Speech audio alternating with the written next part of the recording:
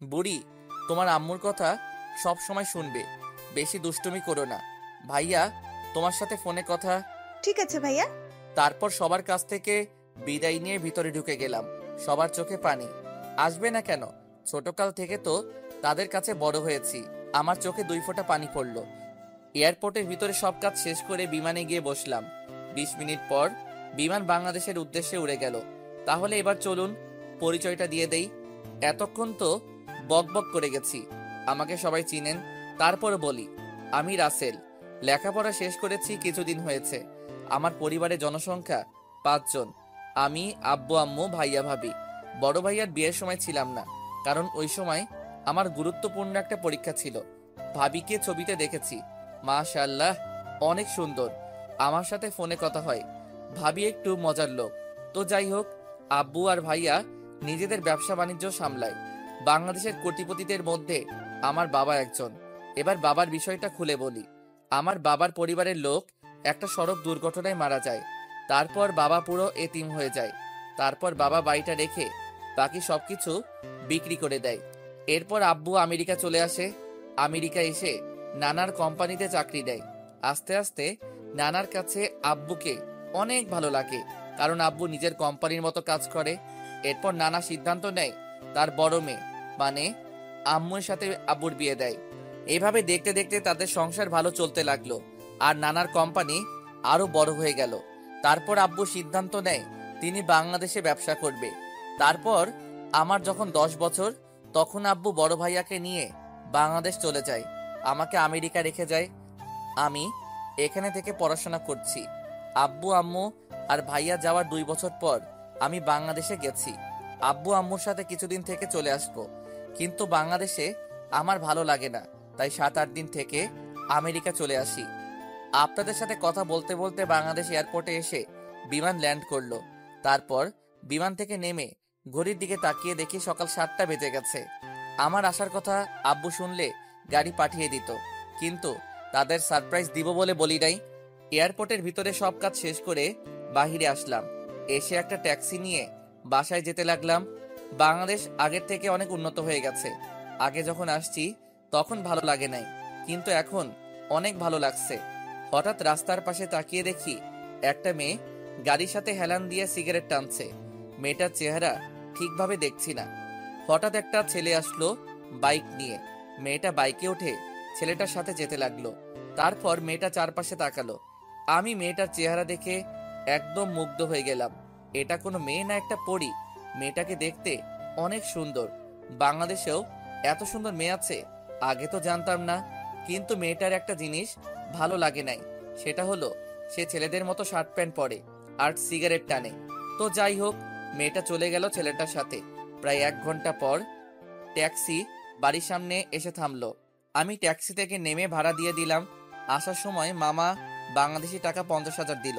আমি জিনিসগুলো নিয়ে বাসার ভিতরে যেতেই দারোয়ান আমাকে আটকে দিল। কোথায় যাচ্ছেন আর কাকে চান? জি, আমি এই বাড়ির মালিকের ছোট ছেলে। আমাকে আপনার পাগল মনে হয়? কেন?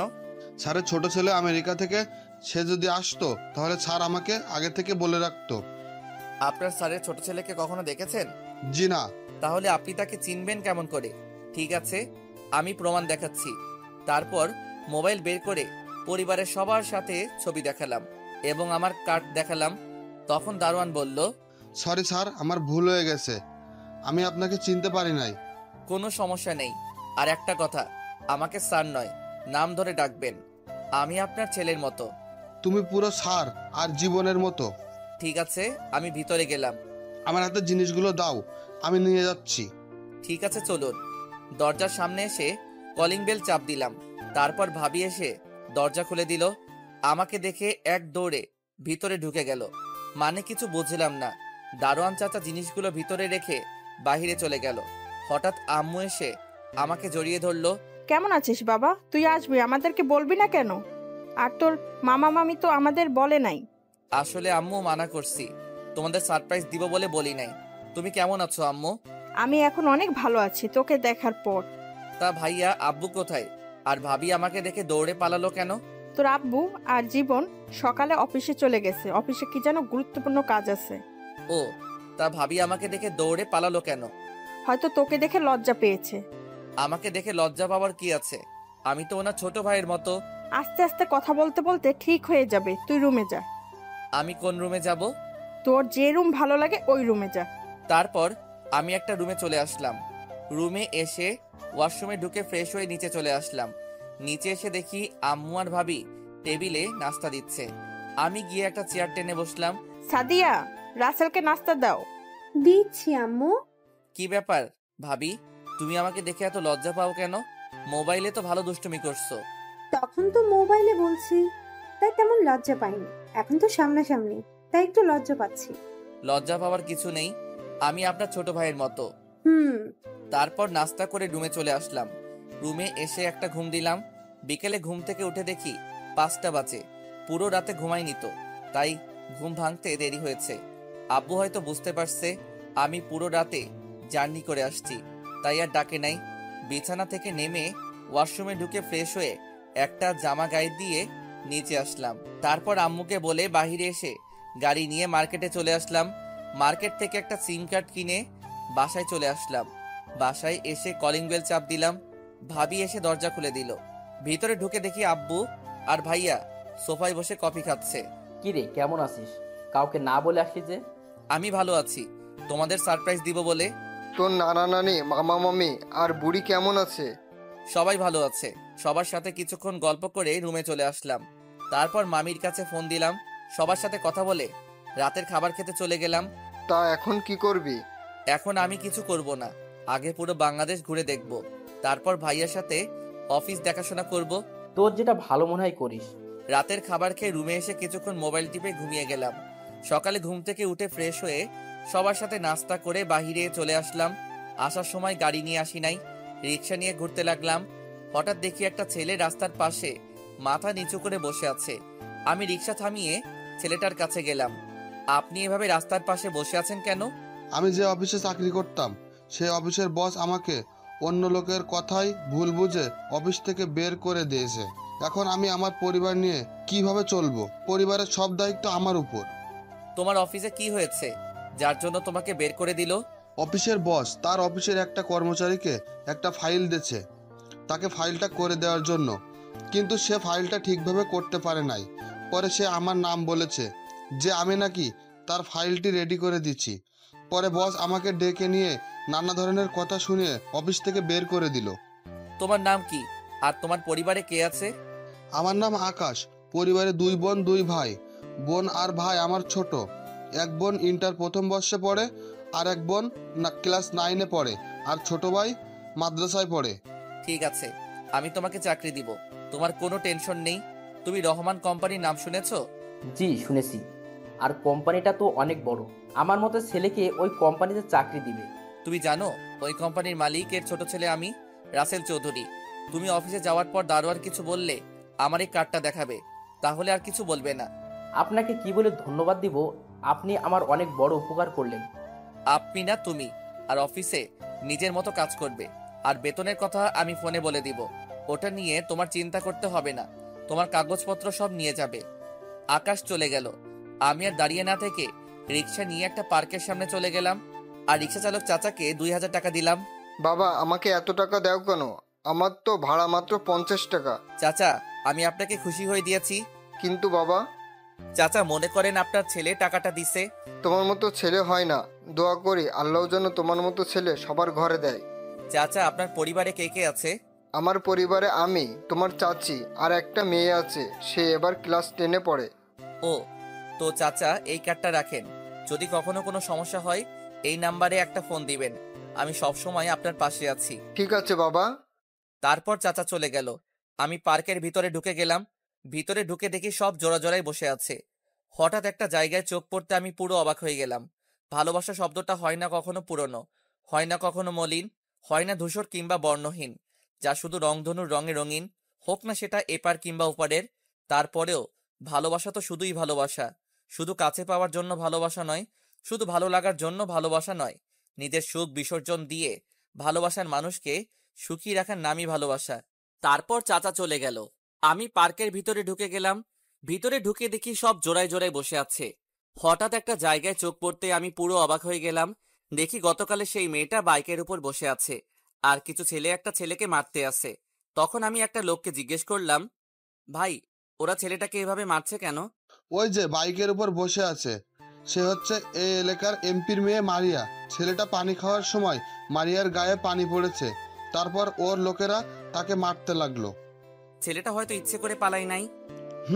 আমি দেখছি মারিয়া মেয়েটা ইচ্ছে করে ছেলেটার সাথে ধাক্কা খেয়েছে। মেয়েটা অনেক খারাপ, গরিবকে মানুষ মনে করে না, তার বাবার পাওয়ারে চলে। এমপি সাহেব কিছু বলে না। ঠিক আছে, আমি দেখছি। ওখানে গেলে আপনাকে মারবে, ওখানে যাবেন না। আপনি শুধু দাঁড়িয়ে দাঁড়িয়ে দেখুন। আমি সোজা গিয়ে মারিয়ার গালে 2টা থাপ্পড় মেরে দিলাম। পার্কের সবাই অবাক চোখে তাকিয়ে আছে, হয়তো ভাবছে আমি কে আর আমার কত বড় সাহস আমি এমপির মেয়ের গালে থাপ্পড় মেরেছি। কুত্তার বাচ্চা, তোর সাহস কি করে হয় এমপির মেয়ের গায়ে হাত তোলার? চুপ, আর একটা কথা বলবি না। তুই নিজেকে কি মনে করিস? বাবার ক্ষমতা দেখিয়ে যা ইচ্ছা তাই করে যাবি?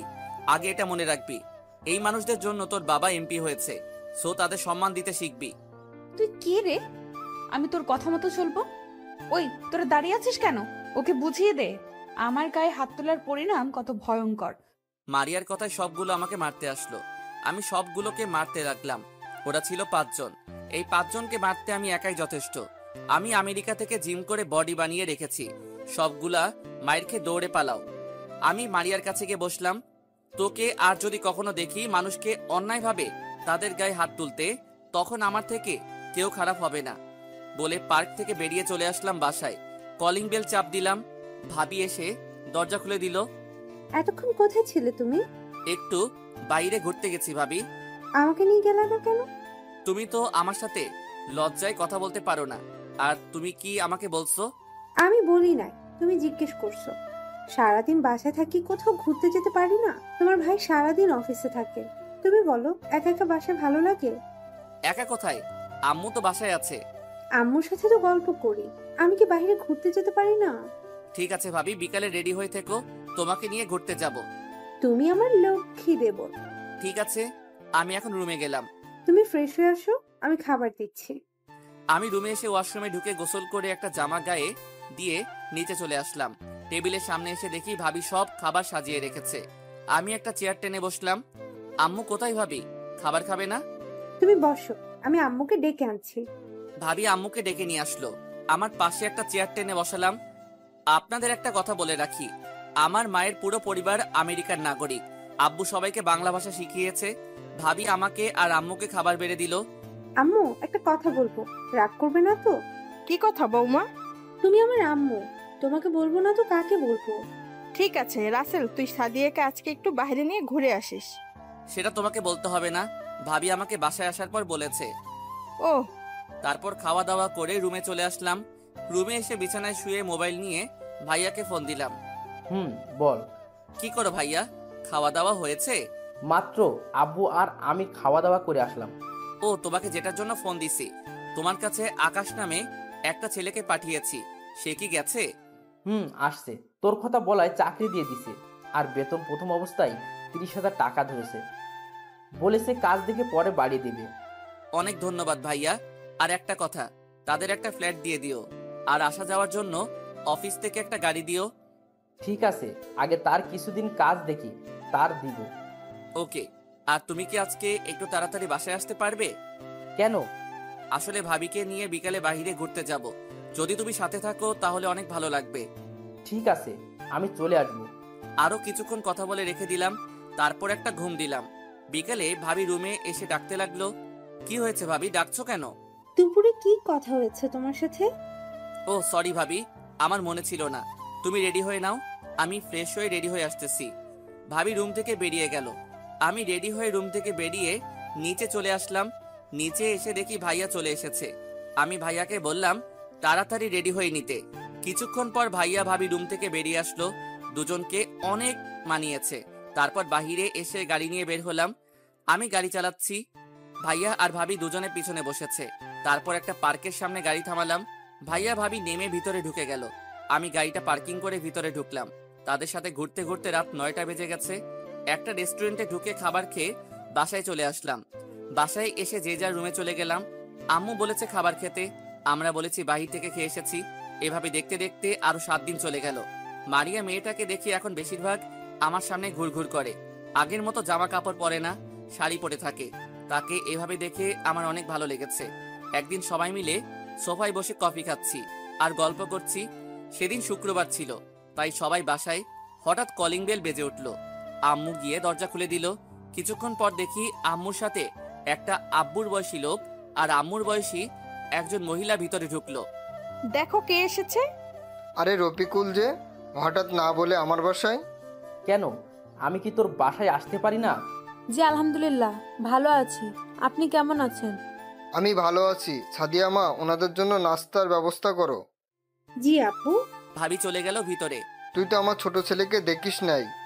এ হচ্ছে আমার ছোট ছেলে রাসেল, আর রাসেল ও হচ্ছে আমার ছোটবেলার বন্ধু রফিকুল।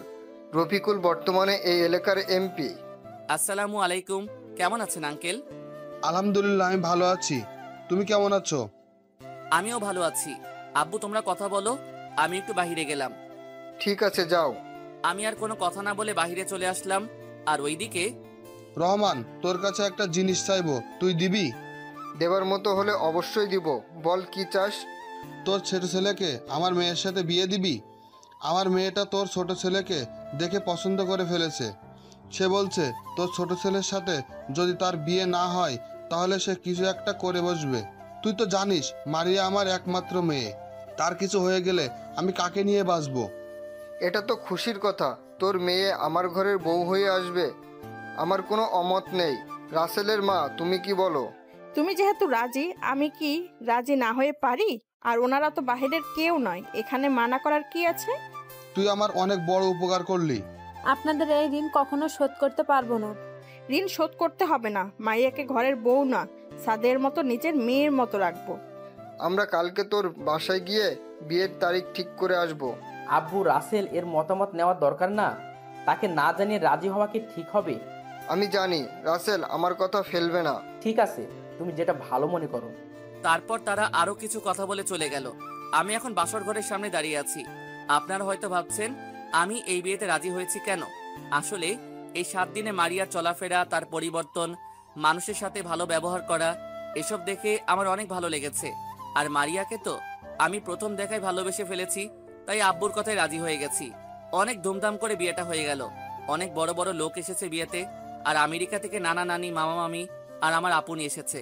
বাসর ঘরের সামনে দাঁড়িয়ে আছি, ভাবি দরজার সামনে দাঁড়িয়ে আছে, আমাকে ঢুকতে দিচ্ছে না। ভাবি বলো, তোমার কি চাই? কেন দেবরজি, তুমি জানো না বাসর ঘরে ঢুকতে হলে আমার পাওনা দিয়ে ঢুকতে হবে? তোমার আবার কিসের পাওনা?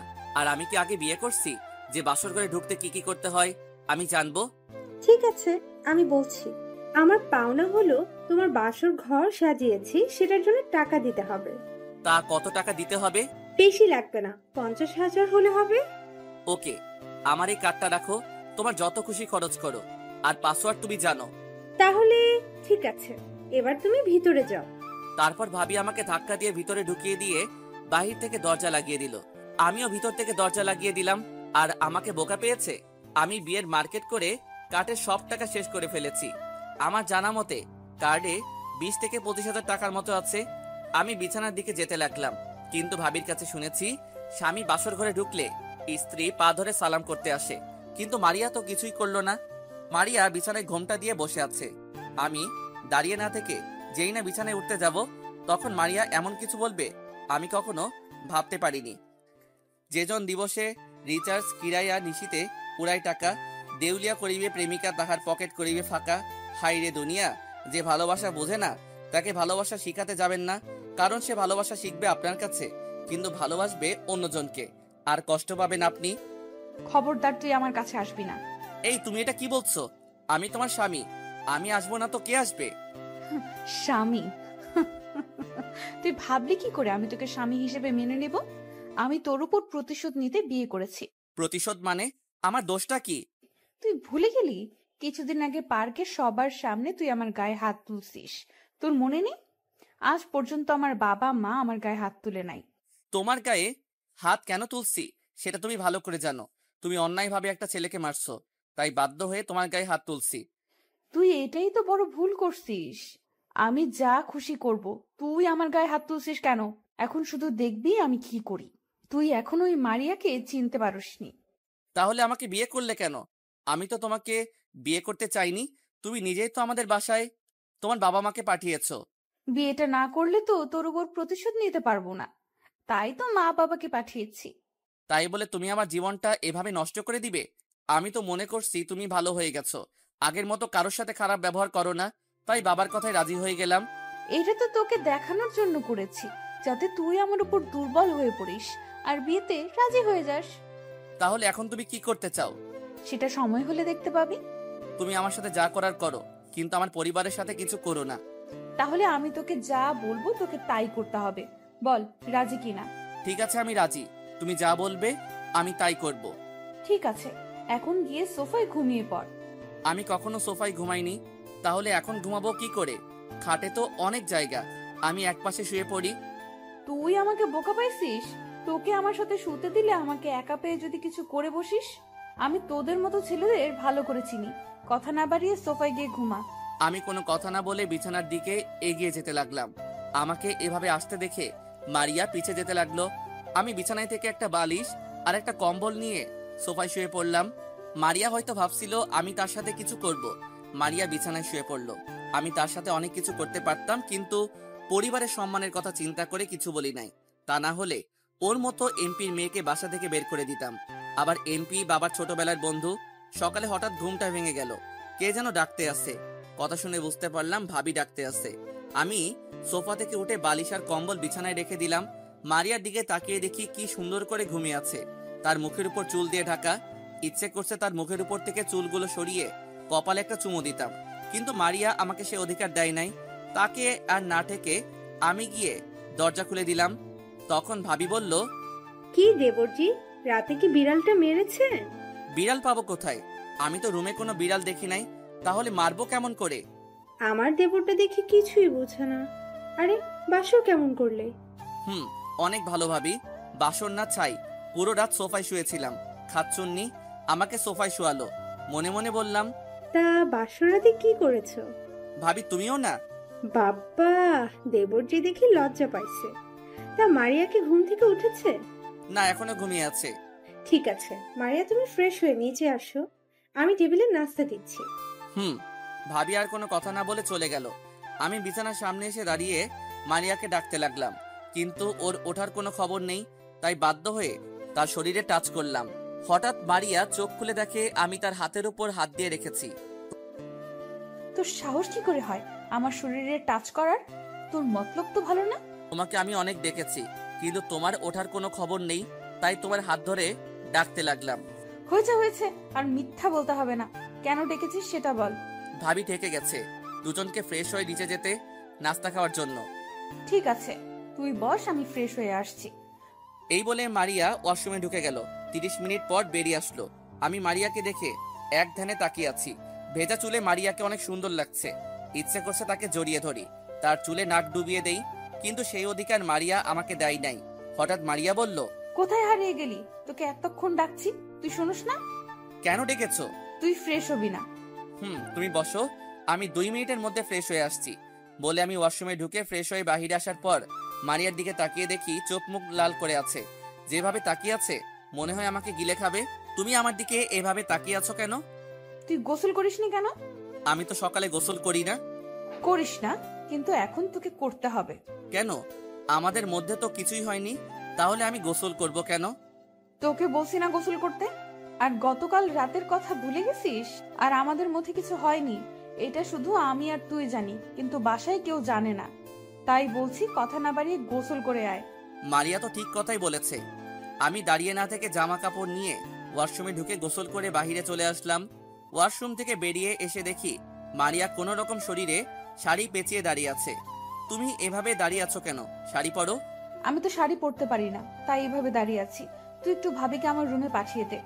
ঠিক আছে বলে আমি নিচে চলে আসলাম। নিচে এসে দেখি আব্বু আম্মু ভাইয়া নাস্তা টেবিলে বসে আছে। আমি একটা চেয়ার টেনে বসলাম। কিরে মারিয়া কই? তাকে সাথে করে নিয়ে আসিস নাই কেন? ও কিছুক্ষণ পর আসবে। ভাবি মারিয়া তোমাকে তার কাছে যেতে বলেছে। ঠিক আছে যাচ্ছি, তোমরা বসো। ভাবি মারিয়ার কাছে গেল। কিছুক্ষণ পর ভাবি মারিয়াকে নিয়ে সিঁড়ি দিয়ে নিচে নামতে লাগলো। আমি তো মারিয়াকে দেখে অবাক। শাড়িতে মারিয়াকে অনেক সুন্দর লাগছে। মারিয়া নিচে এসে আমার পাশে একটা চেয়ার টেনে বসলো। রাসেল, নাস্তা করে রেডি হয়ে থাকিস। কেন আব্বু? মারিয়ার আব্বু আম্মু আসবে, তারা তোদের নিয়ে যাবে, এটা বিয়ের নিয়ম। ঠিক আছে আব্বু। আমি নাস্তা করে রুমে চলে আসলাম। রুমে এসে বিছানায় শুয়ে মোবাইল টিপতে লাগলাম। কিছুক্ষণ পর দেখি মারিয়া রুমে আসলো। তখন আমি বিছানা থেকে নেমে সোফায় গিয়ে বসলাম। মারিয়া কিছু না বলে তার মোবাইল নিয়ে বারান্দায় চলে গেল। বারান্দায় গিয়ে কার সাথে যেন হেসে হেসে কথা বলছে, মনে হয় বান্ধবীর সাথে কথা বলছে। আমি আর বসে না থেকে বাসার বাহিরে চলে আসলাম। এদিক ওদিক ঘোরাঘুরি করে দুপুরে বাসায় চলে গেলাম। কলিং বেল চাপ দেওয়ার পর আম্মু এসে দরজা খুলে দিল। কিরে, তুই কোথায় ছিলি? তোকে ফোন দিছি, তুই ফোন ধরিস নাই কেন? আসলে আম্মু, মোবাইল সাইলেন্ট ছিল, তাই বলতে পারবো না। ঠিক আছে, ভিতরে আয়। তোর শ্বশুর শাশুড়ি এসেছে, তাদের সাথে কথা বলে রুমে গিয়ে ফ্রেশ হয়ে আয়। আমি শ্বশুর শাশুড়ির সাথে কিছুক্ষণ কথা বলে রুমে চলে আসি। রুমে এসে দেখি মারিয়া আয়নার সামনে বসে চুল ঠিক করতে আসে। হঠাৎ লক্ষ্য করে দেখি মারিয়ার পেটের উপর কাপড় নেই, কি ধবধবে সাদা পেট। ইচ্ছে করছে পেটের উপর হাত বুলিয়ে দিতে, ইচ্ছে থাকলে তো আর হবে না। মারিয়া তো আমার উপর প্রতিশোধ নিতে বিয়েটা করেছে, কিন্তু মারিয়ার এখনো কোনো রিয়াকশন দেখছি না। সকালে দুটো পাপ্পি দিছে। আমার সাথে তো সকাল থেকে কোনো খারাপ কিছু করে নাই, শুধু মারিয়া আমাকে তুই করে বলে, এর থেকে বেশি কিছু না। আমাকে রুমে দেখে বলল, সকাল থেকে কোথায় ছিলি? তোকে ফোন দিচ্ছি, ধরলি না কেন?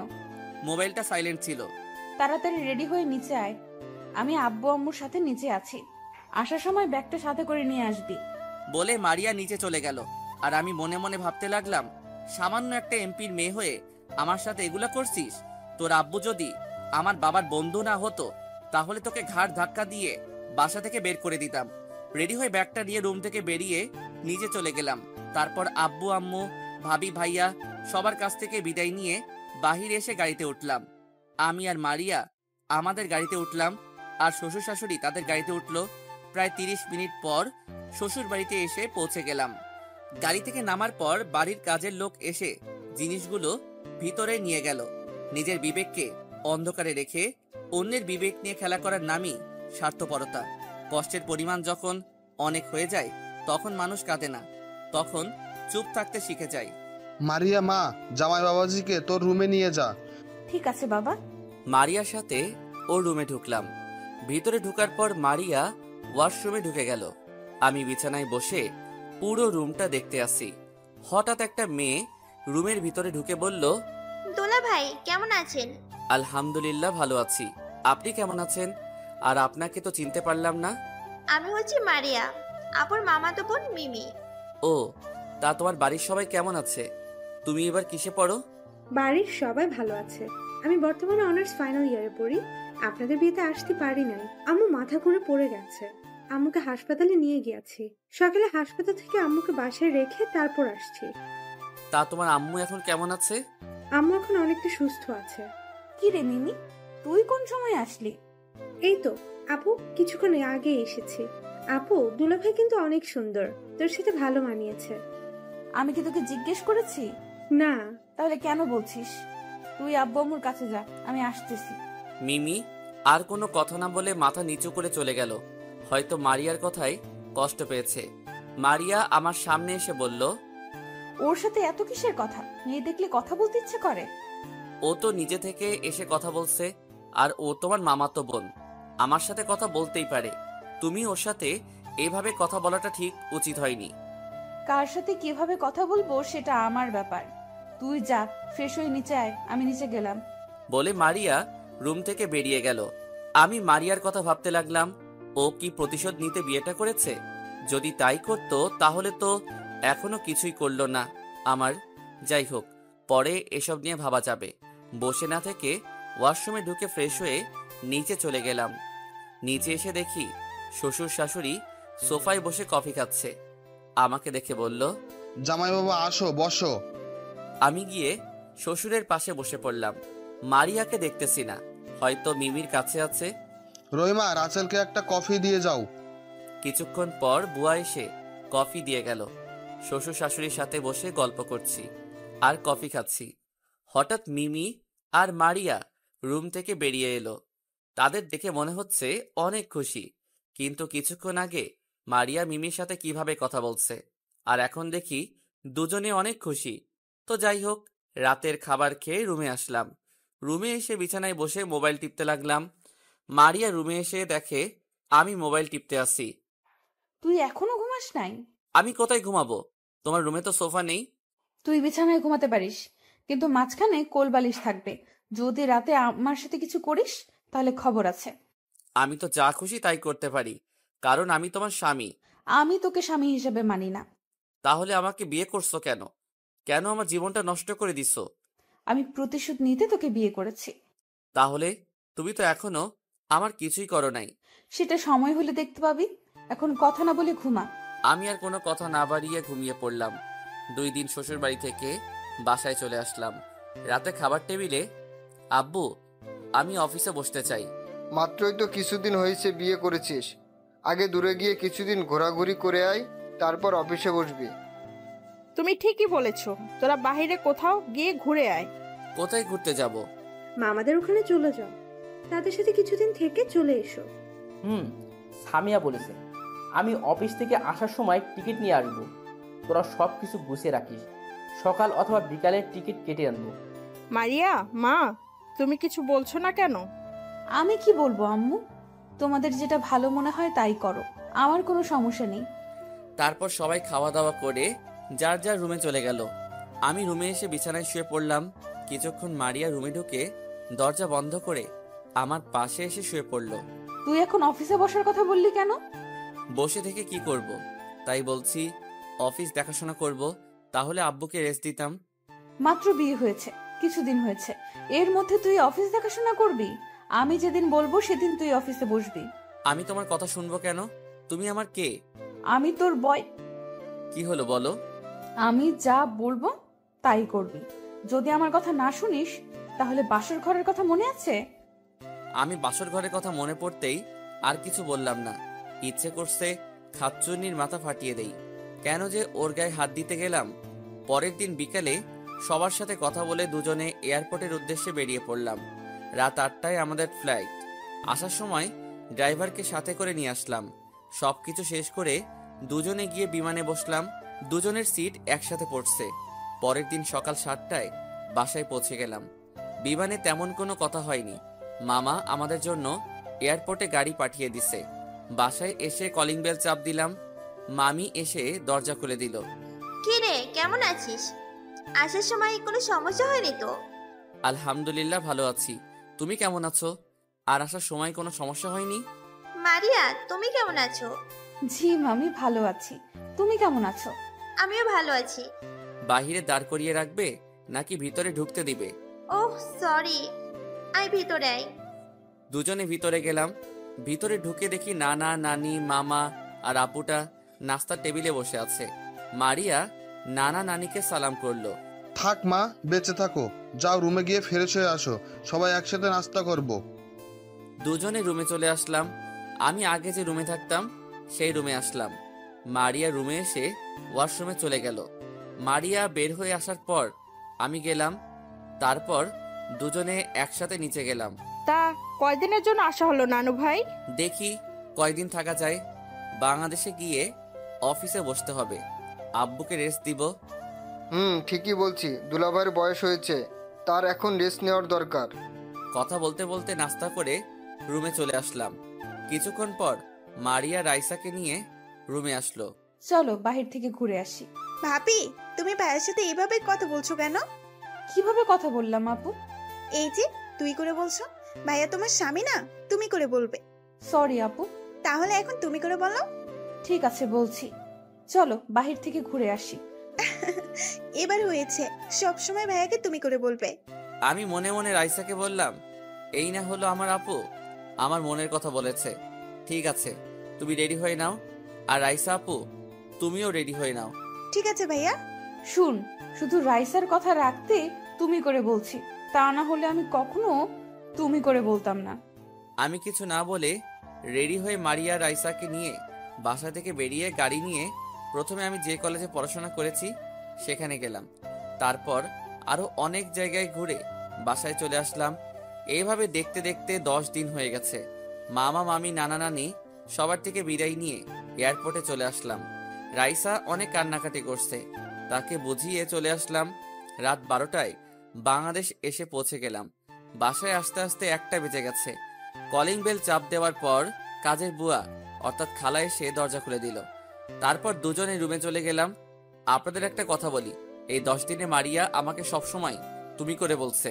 আমার সাথে খারাপ ব্যবহার করে নাই, কিন্তু ও তো বলছিল প্রতিশোধ নেওয়ার জন্য বিয়ে করেছে। ও তো আমার কিছুই করছে না।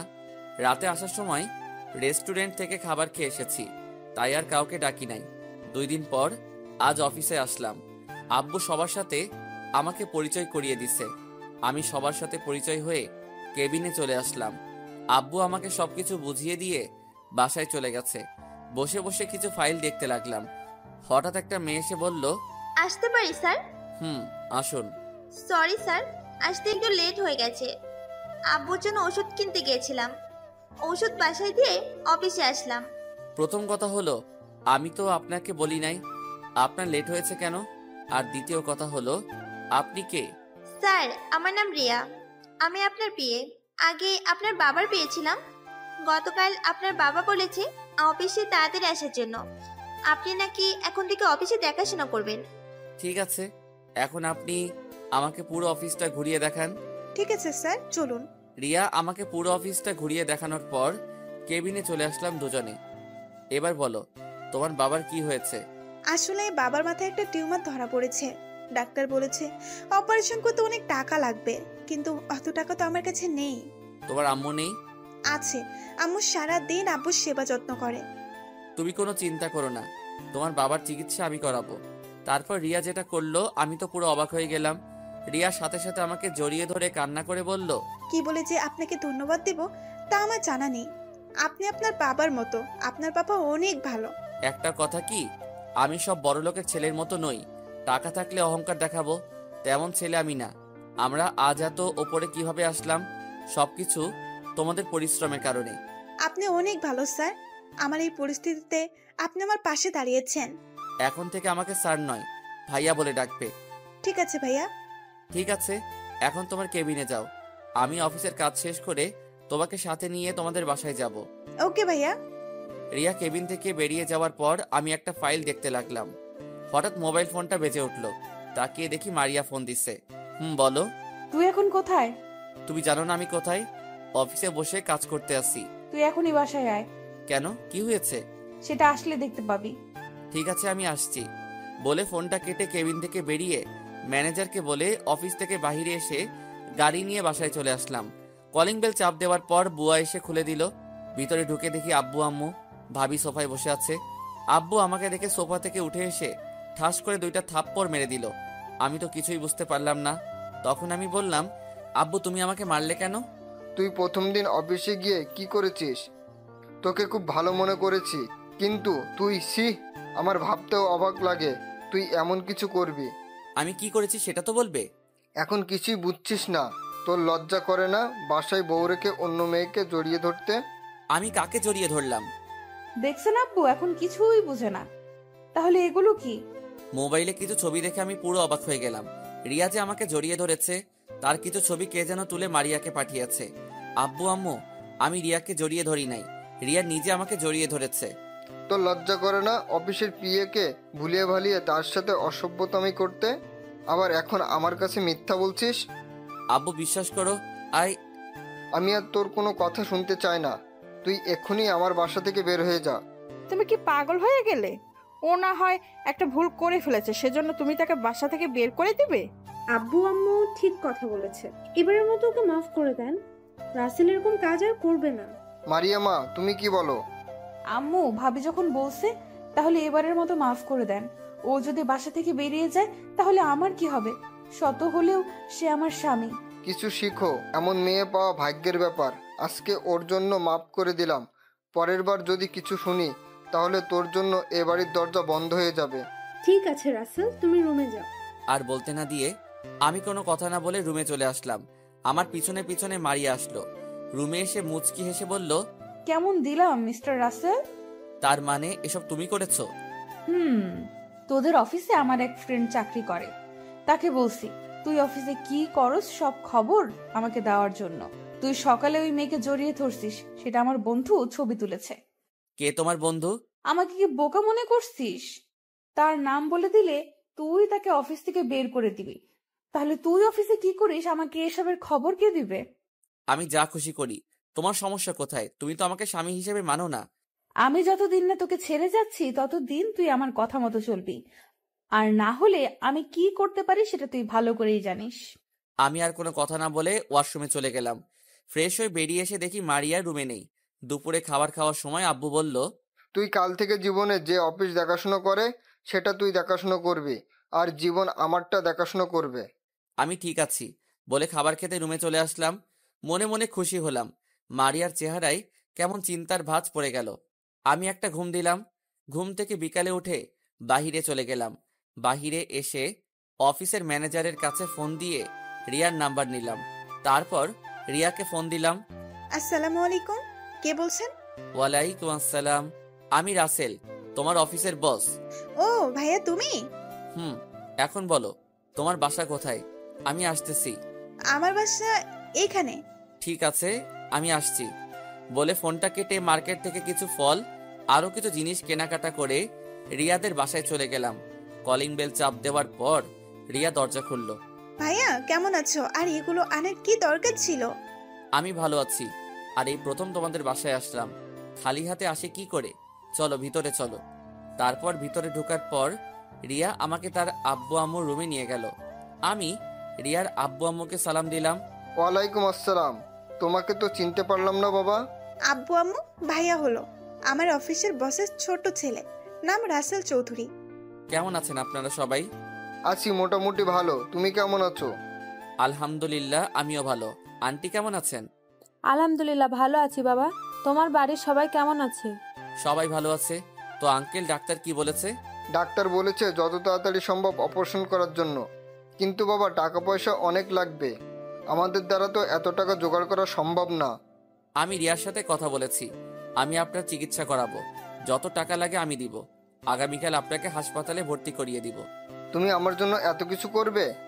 আপনি রিয়ার বাবা না হলেও করতাম। আমি আপনার ছেলের মতো, তাই ছেলেই বাবারা অপারেশন করতে পারবে না?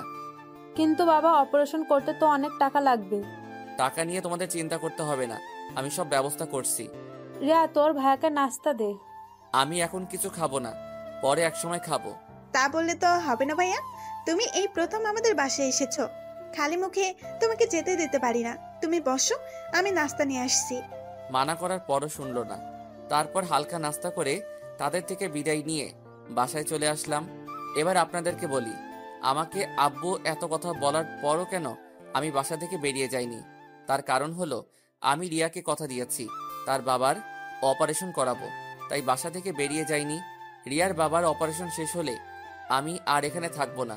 আপনারা হয়তো জানেন না, আমি বাবার কথা অনেক কষ্ট পেয়েছি। যে বাবা আমার কোনো কথা না শুনে এতগুলো কথা বলল, সে বাসায় আমি থাকতে চাই না। তো যাই হোক, বাসায় এসে কলিং বেল চাপ দেওয়ার পর বুয়া এসে দরজা খুলে দিল। ভিতরে ঢুকে দেখি সবাই সোফায় বসে গল্প করছে। আমি তাদের সাথে কোনো কথা না বলে রুমে চলে আসলাম। তারা হয়তো বুঝতে পারছে কেন কথা বলি নাই। কিছুক্ষণ পর মারিয়া রুমে আসলো। এতক্ষণ কোথায় ছিলি? আর কারোর সাথে কথা না বলে রুমে চলে আসলি কেন? সেটা আমার ব্যাপার, আপনার কোনো সমস্যা আছে? তুই আমার সাথে এভাবে কথা বলছিস কেন?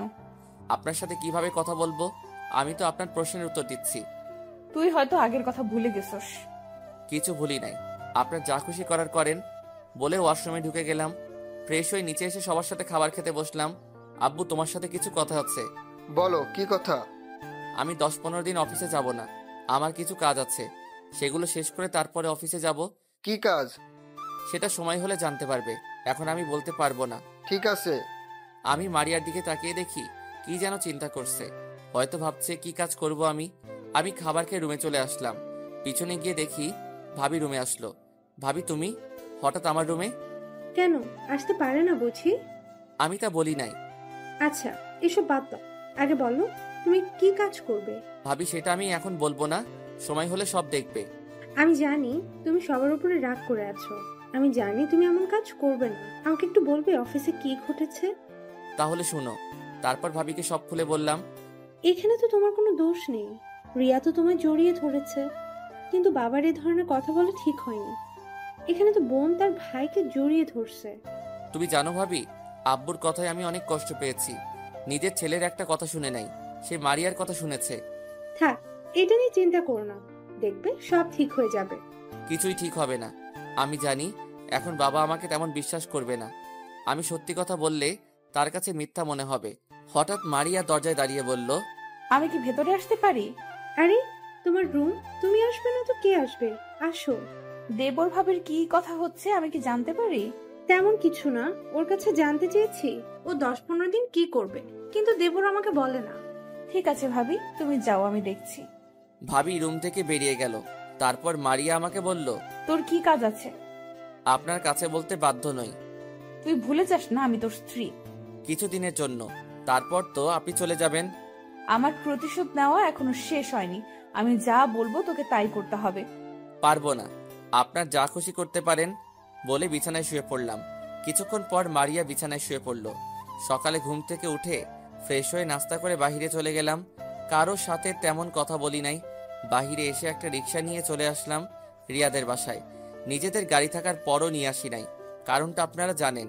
আর 10-15 দিন আমি রিয়ার বাবার অপারেশনের জন্য সময় নিয়েছি। রিয়াদের বাসায় এসে কলিং বেল চাপ দিলাম। কিছুক্ষণ পর রিয়ার আম্মু দরজা খুলে দিল। ওনার সাথে কিছু কথা বলে ভিতরে গেলাম। তারপর আঙ্কেলের সাথে কথা বললাম। আন্টি আঙ্কেলকে রেডি করিয়ে দিল। আমি একটা অ্যাম্বুলেন্সকে ফোন দিয়ে আসতে বললাম। কিছুক্ষণ পর অ্যাম্বুলেন্স চলে এসেছে। তারপর আঙ্কেলকে ধরে বাইরে নিয়ে আসলাম। তারপর হাসপাতালে চলে আসলাম। আঙ্কেলকে ভর্তি করিয়ে দিলাম। আসার সময় আমার অ্যাকাউন্ট থেকে কিছু টাকা উঠিয়ে নিলাম। দেখতে দেখতে 10 দিন চলে গেছে। এই 10 দিনে মারিয়ার সাথে তেমন কথা বলি নাই, আব্বুর সাথেও বলি নাই। আর রিয়ার আব্বুর অপারেশন শেষ, আল্লাহ দিলে এখন তিনি মোটামুটি সুস্থ আছেন। রাতে সবার সাথে খাবার খাওয়ার সময় আমি বললাম, আমি কালকে থেকে অফিসে যাব। তুই না বললি 10 বা 15 দিন পরে যাবি? আমার কাজ শেষ। রাসেল, তুই খাবার খাওয়া শেষ করে আমার রুমে একটু আসিস তো। আমি খাবার খেয়ে আব্বুর রুমে চলে গেলাম। বলো, কি জন্য ডেকেছো? রিয়ার আব্বু এখন কেমন আছে? তুমি জানলে কেমন করে? তুই কি মনে করছিস আমি তোর সব খেয়াল রাখি? তুই বাসা থেকে কোথায় যাস, কি করিস? এখন মোটামুটি ভালো আছে। ডাক্তার বলেছে আরো কিছুদিন পর বাসায় নিয়ে যেতে পারবে। তুই আমার উপর রেগে আছিস তাই না? হঠাৎ এই কথা বললে কেন? আমি জানি মারিয়া তোকে ফাঁসানোর জন্য আমার কাছে বলেছে। আর আমি একদিন তোর রুমের পাশ দিয়ে যাওয়ার সময় মারিয়ার কিছু কথা শুনি। তখন আমি বুঝতে পারলাম মারিয়া তোকে স্বামী হিসেবে মেনে নেয়নি। তো আমাকে একটু বলবি তোদের মাঝে কি হয়েছে? তাহলে শোনো। তারপর সব খুলে বললাম। শুধু তোমাদের সম্মানের কথা চিন্তা করে কিছু বলতে পারি নাই। আর তোমাদের বন্ধুত্ব নষ্ট হয়ে যাবে।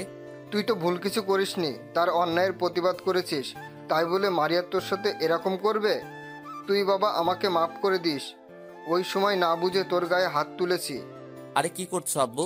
তুমি আমার কাছে মাপ চেতে হবে না। তোমার উপর অভিমান ছিল, তুমি আমার একটা কথাও শুনো নাই। তুমি আমাকে কখনো খারাপ কাজ করতে দেখেছো? এখন আর তোমার উপর অভিমান নেই। ঠিক আছে, এখন তুই কি করতে চাস? আমি এখন অফিস দেখাশোনা করব। আর 3 মাস পরে মারিয়াকে ডিভোর্স দিয়ে দিব। হঠাৎ এরকম সিদ্ধান্ত নেওয়া ঠিক হবে না। আগে কিছুদিন দেখ, তারপর না হয় ভেবেচিন্তে সিদ্ধান্ত নিস। ঠিক আছে, আমি এখন রুমে যাচ্ছি, বলে রুমে চলে আসলাম। এখন কিছুটা ভালো লাগছে। বাবা তার ভুল বুঝতে পেরেছে। রুমে এসে দেখি মারিয়া কার সাথে যেন মোবাইলে হেসে হেসে কথা বলছে। মনে হয় বয়ফ্রেন্ডের সাথে কথা বলছে। বললে বলুক, তাতে আমার কি। আমি কোনো কথা না বলে বিছানায় গিয়ে শুয়ে পড়লাম। মারিয়া কথা শেষ করে আমার পাশে শুয়ে পড়ল। দেখতে দেখতে আরো 2টা মাস চলে গেছে। প্রথম কয়েকদিন মারিয়া আমার সাথে খারাপ ব্যবহার করছে, কিন্তু এখন তেমন খারাপ ব্যবহার করে না। আমি তার সাথে বেশি কথা বলি না। রাতে খাবার খেয়ে এসে বিছানায় শুয়ে মোবাইল টিপতে আসি। কিছুক্ষণ পর মারিয়া রুমে আসলো। দরজা বন্ধ করে আমার পাশে এসে শুয়ে পড়ল। রাসেল, আমাকে ক্ষমা করে দেওয়া যায় না? আমি জানি তোমার সাথে আমি অনেক খারাপ ব্যবহার করেছি। আমাকে তুমি মাফ করে দাও। আমি আর কখনো তোমার সাথে খারাপ ব্যবহার করব না। হঠাৎ আপনার এত পরিবর্তন কেন? নাকি অন্য কিছু প্ল্যান করছেন? আমি কোনো প্ল্যান করি নাই। আমি তোমাকে ভালোবাসি। তোমার সাথে থাকতে থাকতে কখন তোমাকে ভালোবেসে ফেলছি। প্লিজ তুমি আমাকে মাফ করে দাও। আপনার আর কোনো কথা থাকলে বলতে পারেন। আমি এখন ঘুমাবো, সকালে অফিসে যেতে হবে। মারিয়া হয়তো আমার এরকম কথা আশা করে নাই। বালিশে মাথা দিয়ে কান্না করছে। করুক, আমার কি। তাকে কিছুদিন কষ্ট পেতে হবে, তারপর তাকে মেনে নিব। সকালে ঘুম থেকে উঠে দেখি মারিয়া আমাকে জড়িয়ে ধরে শুয়ে আছে। দেখতে একদম মায়াবী লাগছে। হঠাৎ মারিয়ার পেটের উপর চোখ গেল। দেখি তার পেটের উপর কাপড় নেই। ইচ্ছে করছে তার পেটে একটা কিস করি। পরে আবার চিন্তা করলাম, না, এখন তাকে কিছু করব না। ওয়াশরুমে ঢুকে ফ্রেশ হয়ে বেরিয়ে এসে দেখি মারিয়া বিছানায় বসে আছে। আমি তার সাথে কোনো কথা না বলে রেডি হয়ে নিচে চলে আসলাম। নিচে এসে দেখি সবাই টেবিলে বসে আছে। আমি গিয়ে একটা চেয়ার টেনে বসলাম। কিরে মারিয়া কোথায়? রুমে আছে। ওকে সাথে করে নিয়ে আসলি না কেন? গতকাল রাতে না খেয়ে ও ঘুমিয়ে গেছে। কি বলছো তুমি? আমি গতকাল ওকে টেবিলে খাবার খেতে দেখলাম। তুই রুমে চলে যাওয়ার পর মারিয়া তোর পিছনে চলে গেছে খাবারে পানি ঢেলে। আমার দেরি হয়ে যাচ্ছে, আমাকে নাস্তা দাও। মারি আসুক, সবাই একসাথে খাবো। তাহলে তোমরা খাও, আমি অফিসে যাচ্ছি। বলে চেয়ার থেকে উঠে বাইরে চলে আসলাম। আব্বু আম্মু সবাই অনেক ডেকেছে, কিন্তু আমি শুনে বাইরে এসে গাড়ি নিয়ে সোজা অফিসে চলে গেলাম। আমার গাড়ি দেখে মনে হয় দারোয়ান চিনতে পেরেছে, তাই আমাকে সালাম দিল। কারণ আব্বু গতকাল রাতে ম্যানেজারকে ফোন দিয়ে বলে দিছে। আমি অফিসের ভিতর যাওয়ার সময় হঠাৎ কারোর সাথে ধাক্কা খেলাম। আমি পড়ি নাই, কিন্তু আমার সাথে যে ধাক্কা খেয়েছে সেই নিচে পড়ে গেছে। আমি তাকে হাত বাড়িয়ে ওঠাতে গেলে মেয়েটা আমার হাত না ধরে উঠে ঠাস করে একটা থাপ্পড় মেরে দিল। কুত্তার বাচ্চা, দেখে চলতে পারিস না? সরি, আমি আপনাকে দেখতে পাইনি। দেখতে পাস নাই নাকি ইচ্ছে করে ধাক্কা দিয়ে ফেলে দিলি? তোদের মতো ছেলেদের আমার ভালো করে জানা আছে। সব ছেলের মতো আমি না। আর আমার বাসায় বউ থাকতে আপনার সাথে ধাক্কা খেতে যাব কেন? আর একটা কথাও বলবি না। তুই জানিস আজকে আমার অফিসে নতুন বস আসবে। তোর জন্য আজকে আমার লেট হয়ে গেছে। যদি বস আমাকে কিছু বলে তাহলে তোর খবর আছে। বলে মেয়েটা ভিতরে চলে গেল। আমি দাঁড়িয়ে না থেকে অফিসের ভিতরে গেলাম। গালটা অনেক ব্যথা করছে, হাতে শক্তি আছে বলতে হবে মেয়েটার। কেউ দাঁড়িয়ে আমাকে সালাম দেয়নি, হয়তো আমাকে চিনতে পারে নাই। আমি ভিতরে ঢুকে পিয়নকে বললাম, বসের কেবিন কোনটা? তখন পিয়ন আমাকে কেবিনটা দেখিয়ে দিল। আমি আগে অফিসে আসছি ঠিকই, কিন্তু ভিতরে আসা হয়নি, তাই কেবিনটা চিনতে পারি নাই। আমি কেবিনে ঢুকে চেয়ারে বসে ম্যানেজার আঙ্কেলকে ফোন দিয়ে আসতে বললাম। কিছুক্ষণ পর ম্যানেজার আসলো। আমি ওনাকে আমাদের বাসায় দেখেছি, তাই চিনতে কষ্ট হয়নি। রাসেল, তুমি কখন এসেছো? কিছুক্ষণ আগে আসলাম। আপনি কেমন আছেন আঙ্কেল? আমি অনেক ভালো আছি, তুমি কেমন আছো? আলহামদুলিল্লাহ, আমিও ভালো। আঙ্কেল, সবাইকে মিটিং রুমে আসতে বলো। আমি সবার সাথে পরিচয় হব এবং কিছু কথা বলবো। ঠিক আছে রাসেল, আমি সব ব্যবস্থা করতেছি। ম্যানেজার চলে গেল। কিছুক্ষণ পর পিয়ন এসে আমাকে মিটিং রুমে যেতে বলল। আমি পিয়নের সাথে মিটিং রুমে চলে গেলাম। আমাকে দেখে হয়তো সবাই অবাক হচ্ছে। আমাকে দেখে তারা সাথে সাথে দাঁড়িয়ে গেল। সবাই একসাথে বলল, সরি স্যার। হঠাৎ সবাই সরি বলছো কেন? আসলে স্যার, আপনাকে আমরা চিনতে পারি নাই, কখনো আপনাকে দেখি নাই। আপনি অফিসে আসার পর আমরা কেউ আপনাকে স্বাগতম জানাই নাই। ওটা সমস্যা নেই, তোমরা আমাকে চিনতে পারো নাই। আচ্ছা, যে কারণে আপনাদের সবাইকে এক করলাম। আমি অফিসে আজকে নতুন, তেমন বুঝি না। তোমরা আমাকে কাজে সাহায্য করবে, আর তোমরা নিজের অফিস মনে করে কাজ করবে। সবার সাথে আরো কিছুক্ষণ কথা বলে যেই না রুম থেকে বেরিয়ে আসবো, হঠাৎ একটা জায়গায় চোখ পড়তেই দেখি তখনকার মেয়েটা বারবার মাথা লুকিয়ে নিচ্ছে। এই, তুমি এরকম লুকালুকি করছো কেন? আর তুমি আমার কেবিনে আসো বলে আমি নিজের কেবিনে চলে আসলাম। কেবিনে এসে একটা ফাইল দেখতে লাগলাম। কিছুক্ষণ পর মেয়েটা বলল, আসতে পারি স্যার? আসুন। মেয়েটা কেবিনে ঢুকে এমন করবে আমি তো ভাবতে পারি নাই। আরে ভাই, খারাপ কিছু না। মেয়েটা কেবিনে ঢুকে আমার সামনে এসে পা জড়িয়ে ধরে কান্না করে দিল। এই মেয়ে, তুমি আমার পা ধরছো কেন? আবার কান্না করছো কেন? স্যার, আজকে আমার অফিসে প্রথম দিন, তাই তাড়াহুড়ো করে অফিসে ঢুকতেই আপনার সাথে ধাক্কা খাই, তাই মেজাজটা গরম হয়ে গেছে। আমি আপনাকে চিনতে পারি নাই স্যার, আমার ভুল হয়ে গেছে। আপনি আমাকে যত খুশি মারেন, তারপরও আমার চাকরি থেকে বের করে দিবেন না। চাকরি থেকে বের করে দিলে পরিবার নিয়ে রাস্তায় নামতে হবে। আগে আমার পা ছাড়ো, তারপর গিয়ে চেয়ারে বসো। না স্যার, আগে বলেন আমাকে মাফ করে দিয়েছেন, আমাকে চাকরি থেকে বের করে দিবেন না। ঠিক আছে, আমি তোমাকে মাফ করে দিছি। এখন পা ছেড়ে চেয়ারে বসো। মেয়েটা পা ছেড়ে দিয়ে চেয়ারে গিয়ে বসলো। প্রথমে একটু রাগ ছিল ওর প্রতি, কিন্তু তার পরিবারের কথা শুনে সব রাগ উধাও হয়ে গেল। তোমার নাম কি? তোমার পরিবারে কে কে আছে? স্যার, আমার নাম তিথি। পরিবারে আমরা 2 বোন আর আব্বু আম্মু আছে। ছোট বোন এবারে ক্লাস 7-এ পড়ে। আব্বুর বয়স হয়েছে, তাই কিচ্ছু করতে পারে না। আগে কয়েকটা টিউশনি করেছে। গতকাল আপনার অফিসে ইন্টারভিউ দেওয়াই টিকে যাই। ও, এখন থেকে নিজের অফিস মনে করে কাজ করবে, আর কারোর সাথে খারাপ ব্যবহার করবে না। আর তোমার বেতন কত টাকা বলছে? আমার বেতন বলেছে 25,000 টাকা। ঠিক আছে, এখন থেকে তোমার বেতন 40,000 টাকা। এত টাকা বেতন তোমার পরিবারের কথা চিন্তা করে দিছি। আর অফিস থেকে যাওয়ার সময় অগ্রিম মাসের বেতন নিয়ে যেও, আমি ম্যানেজারকে বলে রাখবো। এখন তুমি আসতে পারো। তিথি চোখের পানি মুছে একটা হাসি দিয়ে কেবিন থেকে বেরিয়ে গেল। তারপর আমি কাজ করতে লাগলাম। কাজ করতে করতে দুপুরের লাঞ্চ টাইম হয়ে গেছে। হঠাৎ মোবাইলটা বেজে উঠল। হাতে নিয়ে দেখি মারিয়া ফোন দিছে। প্রথমে 2-3 বার দেওয়ার পর ধরলাম। এত ফোন দিচ্ছেন কেন? দুপুরে খাবার খেয়েছো? খাবার খাইছি না খাইছি সেটা আপনাকে বলতে যাব কেন? কারণ আমি তোমার স্ত্রী, জিজ্ঞাসা করতেই পারি। আমি তো আপনাকে স্ত্রী হিসেবে মানি না। কিছুদিন পর আপনাকে ডিভোর্স দিয়ে দিব। আমাকে কি ক্ষমা করা যায় না? আমি তো আমার ভুল বুঝতে পেরেছি। সেটা আপনি দেরি করে ফেলেছেন। আমি আর আপনাকে মেনে নিব না। কিছুদিন অপেক্ষা করেন, তারপর ডিভোর্স পেপার পেয়ে যাবেন। প্লিজ তুমি এমনটা করো না। আমি তোমাকে ছাড়া থাকতে পারবো না। আমি তোমাকে অনেক ভালোবাসি। আপনি মরেন না বাঁচেন সেটা আমার দেখার বিষয় নয়। ফোন রাখেন, আমার হাতে কাজ আছে। মারিয়াকে আর কিছু বলতে না দিয়ে ফোন কেটে দিলাম। হাতে অল্প একটু কাজ আছে, সেগুলো করতে লাগলাম। কাজ শেষ করে কেবিন থেকে বেরিয়ে ম্যানেজারকে বলে অফিস থেকে বেরিয়ে এসে গাড়ি নিয়ে একটা রেস্টুরেন্টে চলে গেলাম। তারপর খাবার খেয়ে আবার গাড়ি নিয়ে অফিসে চলে আসলাম। বিকেলে অফিস শেষ করে বাইরে এসে গাড়ি নিয়ে রিয়ার বাসায় চলে গেলাম। কারণ রিয়া ফোন দিয়ে বলেছে তাদের বাসায় যাওয়ার জন্য। তার আব্বু নাকি আমাকে ডেকেছে। বাসার ভিতরে ঢুকে কলিং বেল চাপ দিলাম। কিছুক্ষণ পর আন্টি এসে দরজা খুলে দিল। আসসালামু আলাইকুম আন্টি, কেমন আছেন? আলহামদুলিল্লাহ ভালো আছি বাবা, তুমি কেমন আছো? তোমার বাড়ির সবাই কেমন আছে? আমিও ভালো আছি। বাড়ির সবাই ভালো আছে? ঠিক আছে, ভিতরে আসো, তোমার আঙ্কেল রুমে আছে। আমি ভিতরে ঢুকে আঙ্কেলের রুমে চলে গেলাম। ভিতরে ঢুকে দেখি আঙ্কেল বিছানায় শুয়ে আছে। আমাকে দেখে উঠে বসলো। আসসালামু আলাইকুম, কেমন আছেন আঙ্কেল? আমি ভালো আছি, তুমি কেমন আছো? আমিও ভালো আছি। তা কি জন্য আসতে বললেন?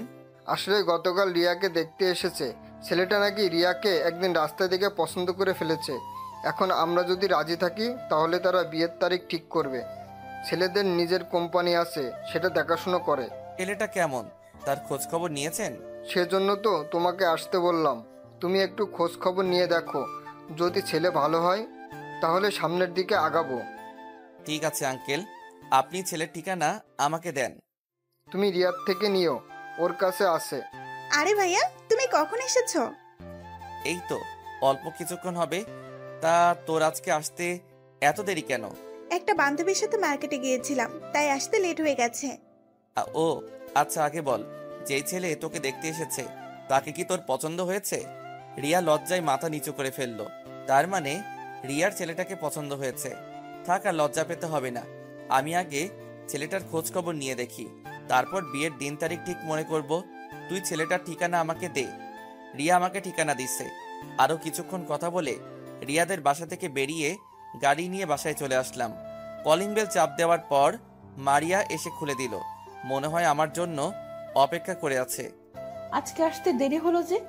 সেটা আপনাকে বলতে হবে? তুমি আমার সাথে এমন ভাবে কথা বলছো কেন? কেন বলছি সেটা আপনি ভালো জানেন।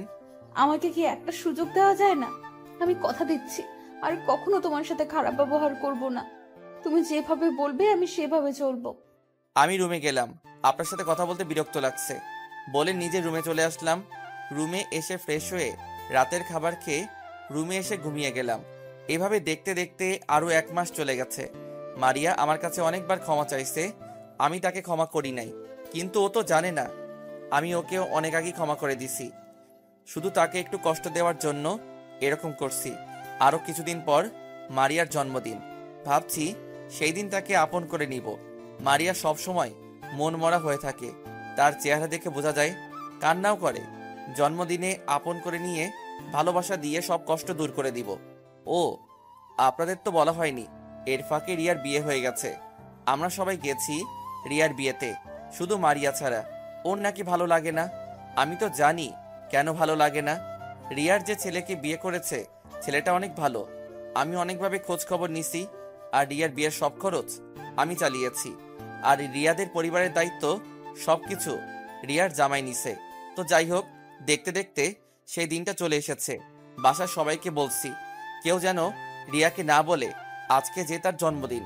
ভাবিকে বলছি রিয়াকে নিয়ে বাহিরে কোথাও নিয়ে যেতে। ভাবি তাই করেছে। এদিকে আমি মারিয়ার আব্বু আম্মুকে আসতে বললাম। তারাও চলে এসেছে।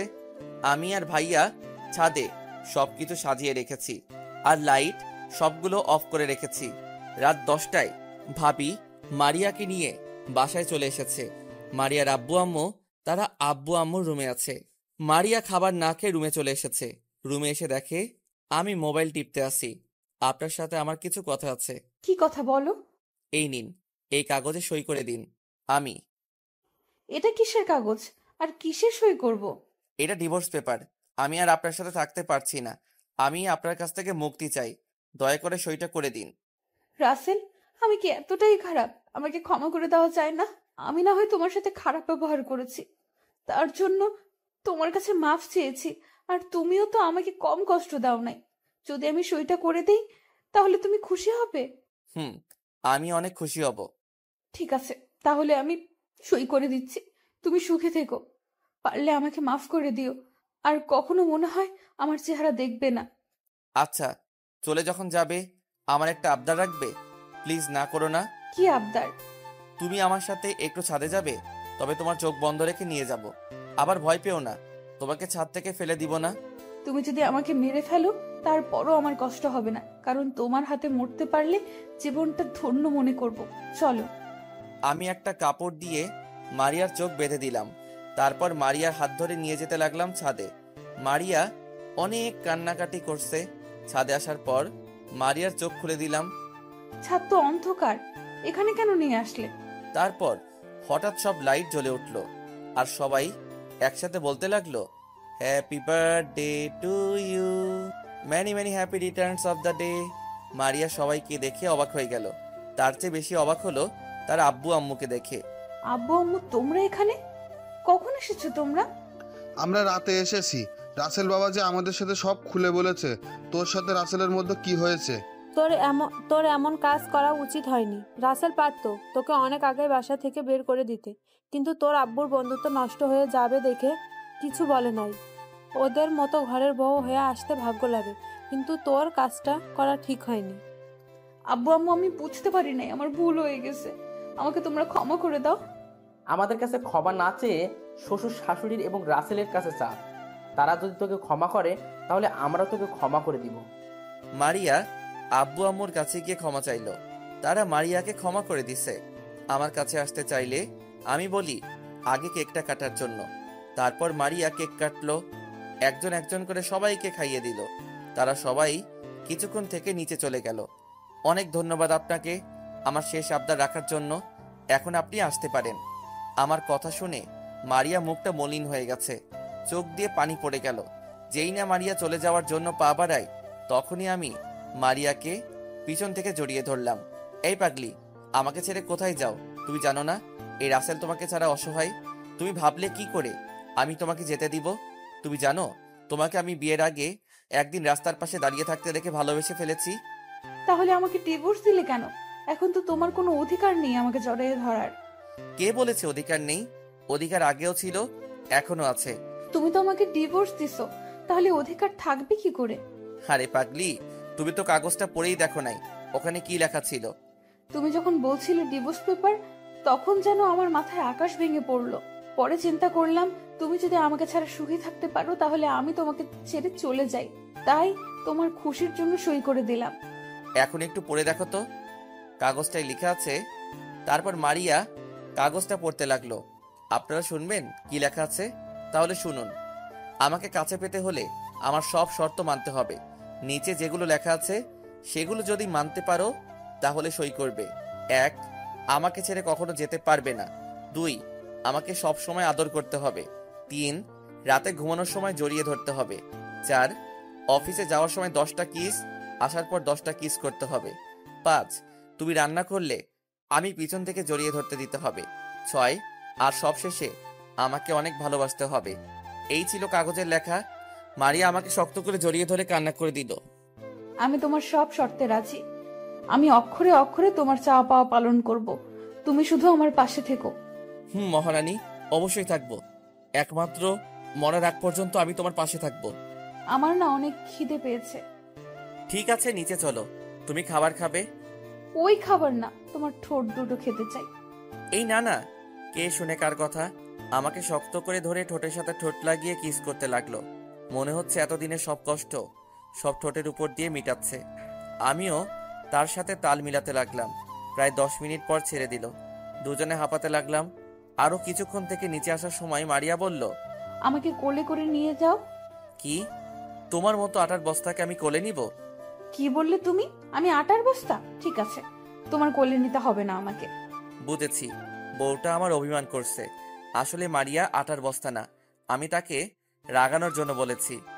আমি আর কোনো কথা না বলে মারিয়াকে কোলে তুলে নিলাম। মারিয়া আমার বুকে মাথা লুকিয়ে ফেলল। মারিয়াকে নিয়ে রুমে ঢুকলাম। মারিয়া আমার কোল থেকে নেমে ওয়াশরুমে ঢুকে গেল। আমি দরজা বন্ধ করে বিছানায় গিয়ে শুয়ে পড়লাম। কিছুক্ষণ পর মারিয়া ওয়াশরুম থেকে বেরিয়ে এসে আমাকে জড়িয়ে ধরল। ওই, আমার না একটা ছেলে লাগবে। ঠিক আছে, কালকে হাসপাতাল থেকে এনে দিব। ওই, আমি কি তোমাকে হাসপাতাল থেকে এনে দিতে বলছি বাচ্চা? তাহলে কোথায় থেকে এনে দিব? যা, আমার লজ্জা করছে। ওমা তাই? স্বামীর সাথে বলতে কিসের লজ্জা? তোমার কাছে বলতে লজ্জা পাচ্ছি না। তোমার পাঠক পাঠিকারা সব দেখতে আছে এবং সব শুনতে আছে। তারা শুনলে সমস্যা কোথায়? তাদের জানতে হবে না? কি বলেন পাঠক পাঠিকা ভাই ও বোনেরা? তুমি জানো তোমার জন্য ছেলে আনতে আমার অনেক পরিশ্রম করতে হবে। করতে হলে করবে, তারপরও আমার একটা ছেলে চাই তোমার মতো। ঠিক আছে, চলো তাহলে মিশন শুরু করে দেই। ওই মিয়ারা, এখনো তাকিয়ে আছেন কেন? আমাদের কি শান্তি মতো মিশন শুরু করতে দিবেন না? বুঝেছি, লাইট বন্ধ না করলে আপনারা তাকিয়ে থাকবেন।